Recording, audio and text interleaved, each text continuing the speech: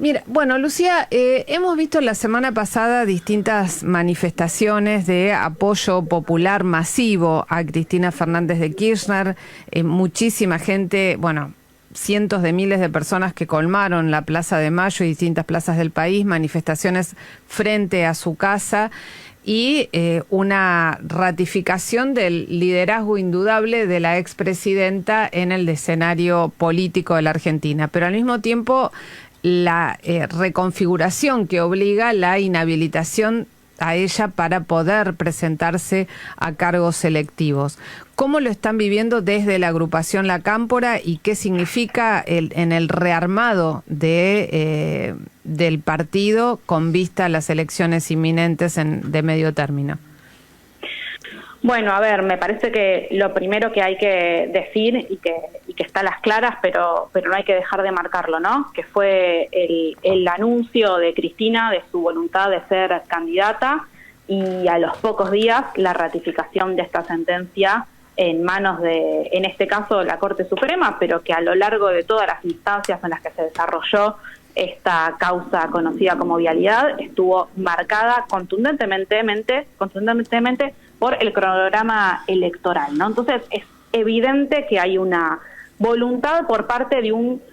partido judicial que responde a intereses de sectores económicos muy concentrados en este país por dejar fuera del calendario electoral a quien además hoy es la presidenta del principal partido de oposición y que una vez más ha demostrado que encausa y que representa las esperanzas de un pueblo argentino que hoy está sufriendo y la está pasando mal. Primero eso es lo que tiene que quedar a las claras, una sentencia marcada por el cronograma electoral, una referencia nacional que expresa y manifiesta su voluntad de ser candidata y a los pocos días la proscripción. Y lo que vivimos la semana pasada, yo creo, y que además sigue ocurriendo, ¿no? Porque no hay que naturalizar que en este momento, mientras nosotras estamos hablando, Cristina Fernández de Kirchner está presa en su casa. En este país, el Estado de Derecho es dinamitado en la medida que la presidenta del principal partido de oposición hoy está presa en su casa y eso no lo podemos naturalizar y todo el tiempo hay que volver a decir que Cristina es inocente, que Cristina tiene que estar libre y que además la semana pasada y estos días la Argentina demostró estar y acompañar a Cristina. En el Día de la Bandera hubo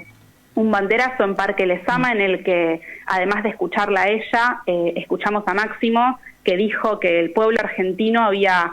el 18 de junio, construido una nueva fecha histórica en la historia de nuestro movimiento, que fue esto que él llamó un Día de la Dignidad del Pueblo, ¿no? Ese 18 de junio pensado como una fecha para la humillación de una dirigente popular, con esa discusión sobre si la hacían ir a notificarse a Comodoro Pi, y en esa jornada lo que hubo fue un pueblo que salió a la calle a empezar a ponerle límites a lo que es sin duda una deriva autoritaria de este gobierno nacional, ¿no? Que se ensaña con Cristina, que mete a Cristina en cana, pero que al mismo tiempo con eso profundiza medidas que se toman precisamente porque este modelo económico no da para más, porque como dijo Cristina en esa Plaza de Mayo, este modelo se cae no solo por injusto, sino sobre todo por insostenible. Entonces me parece que hay que leer esto que está pasando en una estricta relación con el modelo económico, con lo que está pasando, con que hay un poder económico que sabe que este modelo se cae y que por eso mete en cana a quien puede representar y organizar una alternativa para el pueblo argentino. Así que lo que viene es en línea con lo que ella marcó en esa intervención y va marcando en cada uno de sus discursos, ¿no? Que es que hay que organizarse con coraje para volver con más sabiduría, unidad y fuerza, ¿no? Hay elecciones este año, pero hay que pensar también en cómo sigue en los próximos años, para eso, poder volver a tener un gobierno que tome decisiones en beneficio del pueblo argentino, de las grandes mayorías, y no de unos pocos sectores concentrados que solo buscan acrecentar sus privilegios. Lucía, Hernán Lecher te saluda, ¿cómo estás? Hola Hernán, ¿cómo estás? Buenas tardes. Te pregunto por algo que sucedió hoy. El gobierno Milei vetó la ley de emergencias de inundaciones de Bahía Blanca. Sí. Uno podría decir a prima facie, o hace 5 años atrás uno pensaba en eso y parecía absolutamente irreal. La sociedad te condenaría abiertamente. Sin embargo, da la impresión que hay buena parte de la sociedad que tal vez nos inmuta o tal vez temporariamente, o todavía no lo estamos viendo. ¿Qué lectura haces al respecto y qué tiene que hacer, según vos, la militancia para hablar con la sociedad argentina frente a este tipo de cuestiones? Bueno, a ver, el veto a la ley que planteaba lisa y llanamente una ayuda para una ciudad que sufrió una de las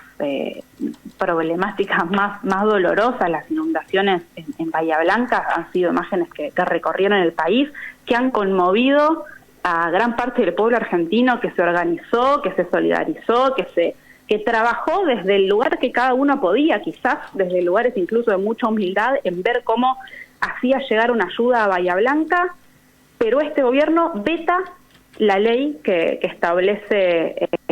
alguna ayuda extraordinaria por parte del Ejecutivo Nacional. Y para mí eso es una foto de lo que es este gobierno, que es un gobierno de la crueldad, un gobierno de la insensibilidad, un gobierno que puede festejar los números que arrojan un cuadro de Excel según algunas variables financieras, mientras en nuestro país cada vez son más largas las filas en los comedores de las familias argentinas que van a buscar un plato de comida, que puede celebrar que libera precios, pero que no reconoce que en verdad puede liberar todos los precios, menos el salario, ¿no? Estamos en un país en el que el presidente habla de una economía de precios que están liberados, pero sin embargo mantiene pisadas las paritarias y los salarios de los trabajadores y trabajadoras que están congelados. Vemos cómo cae el consumo y eso es para mí la foto de este gobierno, un gobierno de la crueldad con un modelo que, como dijo Cristina, ¿no?, con dólares alquilados en algún momento dejar de ser sostenible y creo que por eso de nuevo vuelvo a la proscripción a Cristina, es una búsqueda para limitar a quien podía y puede todavía, sin duda, representar una alternativa para hacerle frente a este estadio de cosas. Y vos preguntabas, bueno, ¿qué tiene que hacer la militancia? Me parece que hay una salida que tiene que ver con lo que viene marcando Cristina, con el organizarse. Ella habló en ese audio que escuchamos en Plaza de Mayo y después de nuevo también en Parque Lezama, de organizarse con coraje, con sabiduría. Bueno, organizarse también es sumarse a la militancia, afiliarse a un sindicato, organizarse en un centro de estudiantes, organizarse incorporándose a una organización política, porque tenemos que tejer en nuestras comunidades los lazos de organización que este modelo intenta romper desde los espacios que tenga de influencia. Y ahí hay una tarea muy importante de la militancia política para hacerle frente a esta etapa, que es organizar cada vez más a más argentinos y argentinas que hayan votado como hayan votado, entiendan que con este gobierno están cada vez peor y que tienen no solamente que reconocer y que identificar que este gobierno hace daño, sino también organizarse para construir una alternativa, no solo en clave electoral. Cristina habló de que hay que ser militantes, más militantes políticos que militantes electorales, y esa creo que es la tarea de la militancia en todas sus formas en este momento, y esa es una convocatoria que creo que todos y todas tenemos que hacer al conjunto del pueblo argentino, organizarse para construir una alternativa y sin duda para seguir peleando y diciendo que Cristina tiene que ser libre. Ahora, Lucía, teniendo en cuenta, vos representás a una agrupación que, bueno, ahora, digamos, se define como intergeneracional, ¿no? Surgió como la agrupación más juvenil de lo que fue el kirchnerismo en su momento en el gobierno de Néstor y de Cristina Kirchner. Y, bueno, han ido creciendo todos, pero son la rama juvenil, digamos, del kirchnerismo. Lo que se ha visto en las elecciones que se han realizado hasta ahora es un incremento del ausentismo como gran fenómeno que va transversal a las distintas provincias, a las distintas jurisdicciones donde se votó, y este ausentismo es mayor entre los jóvenes. ¿A qué te parece que obedece ese fenómeno de sacarle el cuerpo a qué es lo contrario de lo que justamente estás incentivando a promover, que es la militancia, que se ponen al margen de esto y cómo hacer para seducirlos en el mejor sentido del sentido de la militancia? Mira, yo creo, Nora, y sin querer atribuirme una representación generacional que yo creo que no tengo, porque milito con compañeros que son mucho más chicos y que además llevan adelante la tarea de organizar en los colegios secundarios y en las facultades o en los barrios de cara a pibes mucho más jóvenes y quizás más cerca incluso de esta franja etaria a la que te referís y que efectivamente quizás se sintió menos convocada por las elecciones. Pero si uno intenta pensar en esos pibes y piensa que quizás sus recuerdos más conscientes de lo que fueron los últimos gobiernos en nuestro país y ve los que fueron los 4 años de gobierno de Mauricio Macri, que sin duda no le mejoraron la vida a ningún argentino más que al puñado de amigos para los cuales gobernó Juntos por el Cambio. Y después ve los 4 años de gobierno del Frente de Todos que se propusieron con una expectativa que sin duda no se cumplió, que fue efectivamente mejor que lo que hubiese sido una reelección de Mauricio Macri, pero que tampoco logró cumplir con una expectativa y que en ese sentido representó para muchos de esos pibes una frustración. Bueno, esos pibes ven de estos últimos 8 años que la política no les... Hola. Hola. Hola, sí, justo hubo un pequeño corte. Decías que en estos últimos 8 años esos pibes vieron que la política, y ahí no se te escuchó.